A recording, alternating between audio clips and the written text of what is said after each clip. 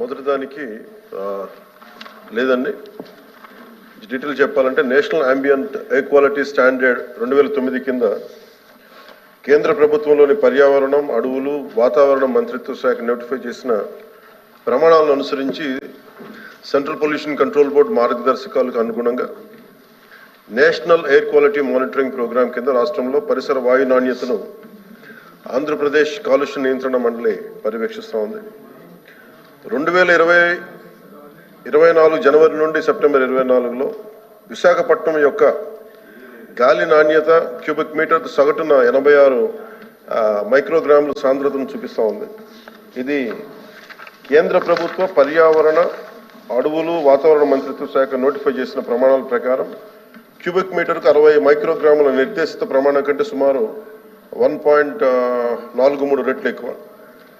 అలాగే రెండో ప్రశ్నకు అధ్యక్ష, విశాఖపట్నంలోని వాయు కాలుష్యానికి సంబంధించి ప్రపంచ ఆరోగ్య సంస్థ ప్రత్యేకంగా ఎటువంటి నివేదిక లేదా హెచ్చరికను విడుదల చేయలేదు.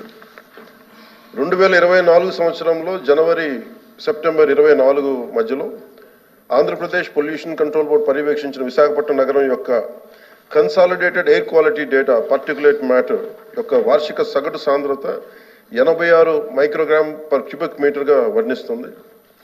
ఇది నిర్దేశిత జాతీయ ప్రమాణం 60 మైక్రోగ్రామ్ పర్ క్యూబిక్ మీటర్ ద్వారా national ambient air quality standard సిఫార్సు చేయబడిన కంటే కూడా 1.43 టైమ్స్ ఎక్కువ అధ్యక్ష. అది పార్టికులేట్ 33 మైక్రోగ్రామ్ పర్ క్యూబిక్ మీటర్గా ఉంది.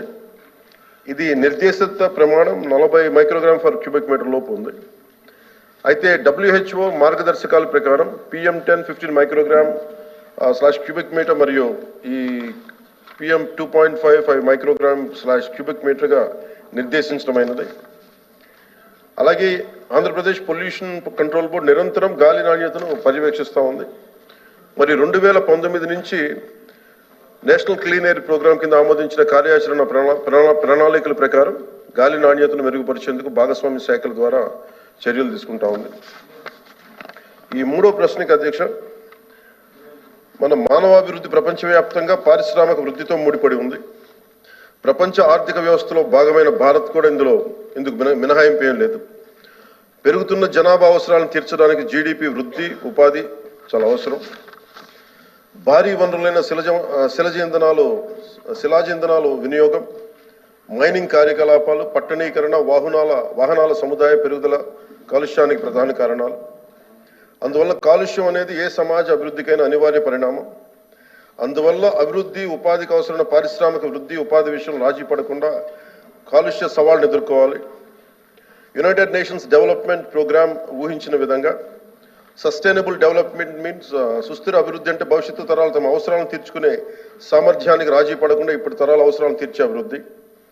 అందుకు కర్బన ఉదారాలకు సంబంధించి కాలుష్య సమస్యలకు తగిన పరిష్కారాలను కనుగొనేందుకు అజర్బైజాన్ బాకు నగరంలో 29th కాన్ఫరెన్స్ ఆఫ్ పార్టీస్ జరిగింది.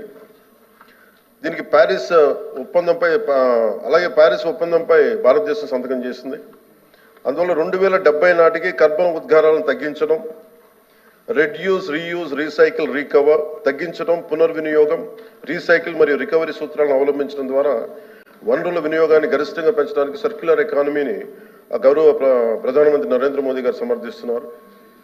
అలాగే ఆంధ్రప్రదేశ్ విషయానికి వస్తే అనేక విధాలుగా దెబ్బతిన్న ఈ విభజిత ఆంధ్రప్రదేశ్ రాష్ట్రంలో నెలకొన్న ప్రత్యేక పరిస్థితుల దృష్ట్యా పారిశ్రామిక వృద్ధిని ప్రోత్సహించడానికి ప్రభుత్వం ఉవ్విళ్ళూరుతోంది. వేగవంతమైన ఆర్థిక వృద్ధి, యువతకి ఉపాధి కోసం, పారిశ్రామికీకరణ కోసం భారీ పెట్టుబడులను ఆకర్షించడంపై ఆంధ్రప్రదేశ్ ప్రభుత్వం దృష్టి సారించింది. రాష్ట్రంలో పారిశ్రామిక అభివృద్ధికి భరోసా ఇస్తూనే పర్యావరణ క్షీణత ప్రభావాన్ని తగ్గించడానికి ఆంధ్రప్రదేశ్ ప్రభుత్వం కట్టుబడి ఉంది. విశాఖ నగరంలో కాలుష్య సమస్యను ప్రభుత్వం గుర్తించింది. మరి కాలుష్య సమస్యను పరిష్కరించడానికి ప్రభుత్వం అధిక శ్రద్ధ చూపిస్తుంది. అలాగే ఆంధ్ర విశ్వవిద్యాలయం ద్వారా వాయు కాలుష్యానికి మూలాలను గుర్తించడానికి విశాఖపట్నం నగరంలో సోర్స్ అపార్ట్మెంట్ మరియు క్యారింగ్ కెపాసిటీ దిశగా ఆంధ్రప్రదేశ్ పొల్యూషన్ కంట్రోల్ బోర్డు ఒక అధ్యయనాన్ని ప్రారంభించింది. 2025 జనవరి నాటికి అధ్యయన నివేదిక వచ్చే అవకాశం ఉంది. అందిన వెంటనే విశాఖపట్నం నగరంలో కాలుష్యం యొక్క సవాళ్లను నివేదికలో సూచించిన విధంగా పరిష్కరించడానికి విశాఖపట్నంలో ప్రత్యేక కార్యాచరణ చేపట్టడం అవుతుంది. కొత్త హరిత సాంకేతిక పరిజ్ఞానాన్ని అందిపుచ్చుకోవడం కోసం మనం అవలంబించాలనుకుంటున్న ప్రధాన చర్య ఏపీ ప్రభుత్వం తాజా నిర్ణయంలో గ్రీన్ ఎనర్జీని ప్రోత్సహించడంపై దృష్టి సారించిన విషయం తెలిసిందే. అటువంటి వాటిలో ఒకటి కంప్రెస్డ్ బయోగ్యాస్. ఇది ఉష్ణ శక్తి కోసం బొగ్గు వాడకాన్ని తగ్గించడంలో సహాయపడుతుంది. ఇలాంటి నూతన సాంకేతిక పరిజ్ఞానం కాలుష్యం ద్వారా చాలా తగ్గించడంలో సహాయపడుతుంది. తద్వారా నూతన సాంకేతిక పరిజ్ఞానాన్ని అందిపుచ్చుకోవడం వల్ల పర్యావరణంపై ప్రభుత్వం ప్రభావం పడుతుంది. ఉదాహరణకి గతంలో పలాసలోని జీడిపప్పు ప్రాసెసింగ్ యూనిట్లో జీడిపప్పు తొక్కని కాల్చడం ద్వారా భారీ ఉద్గారాలను ఉత్పత్తి చేసేవి. అయితే అవి ఆవిరి సాంకేతిక పరిజ్ఞానాన్ని అవలంబించడం ద్వారా ఈ తొక్కని కాల్చడానికి బదులు ఇప్పుడు కాలుష్యం పూర్తిగా తగ్గింది. అలాగే తొక్కని